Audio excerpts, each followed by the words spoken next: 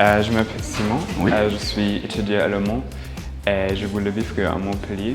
D'accord. Donc j'ai déjà trouvé un appartement. Qu'est-ce que je dois faire pour recevoir? Maintenant que vous avez aménagé et que vous avez trouvé votre appartement, je vais vous inviter à vous rapprocher de l'ordinateur. On va faire ensemble votre demande d'aide au logement. Ok, merci Je vous en beaucoup, prie. tout va bien. Donc maintenant que vous avez aménagé dans votre nouveau logement, on va faire ensemble la demande d'aide au logement sur le site www.caf.fr. Donc nous sommes connectés sur le caf.fr. Je vais vous inviter à faire défiler le menu. Il faut aller sur que souhaitez-vous faire aujourd'hui. Juste ici. Donc on va demander une prestation. Pour vous, c'est l'aide au logement. Demander une aide au logement et faire la demande. Étant donné que vous n'avez pas encore de compte CAF, on va devoir créer votre compte. Donc ça va prendre 5 à 10 minutes. On va le faire ensemble. Vous êtes ressortissant allemand, vous m'avez expliqué. Vous n'avez donc pas de numéro de sécurité sociale pour l'instant. On va indiquer que vous n'en avez pas. Maintenant, vous mettez votre état civil. De ce fait, je vais vous inviter à renseigner votre identité avec votre nom, prénom, votre lieu de naissance, etc.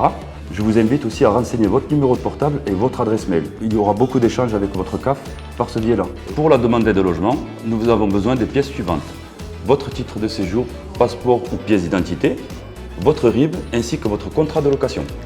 Parfait, maintenant que vous avez renseigné votre identité et tout ce qui vous concerne, on va passer à l'étape du logement. Cette étape est très importante parce qu'on a besoin de savoir si votre logement est meublé ou non, conventionné, ou si c'est une chambre chez l'habitant ou si vous êtes en colocation.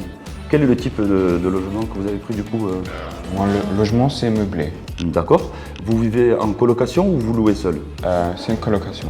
Maintenant, il faut faire la différence entre un logement en colocation ou la chambre chez un habitant. Donc la colocation, c'est quand vous louez un logement avec d'autres locataires et une chambre chez l'habitant, c'est quand vous louez une chambre chez un propriétaire.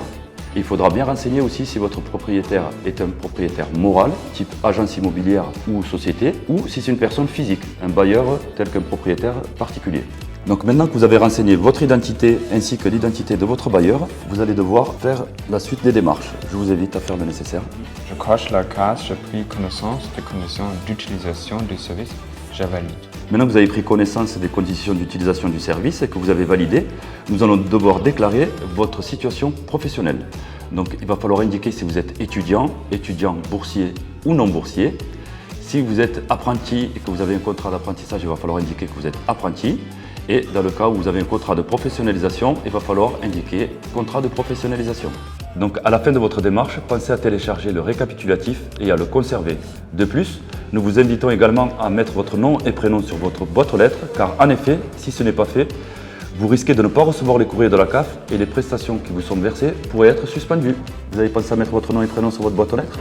Oui, j'ai un pensé. Parfait. De plus, étant donné que vous êtes ressortissant de l'Union européenne, un justificatif de scolarité en France et une attestation d'affiliation à la sécurité sociale ou assurance privée vous sera demandé également, d'où l'importance de votre nom et prénom sur la boîte aux lettres.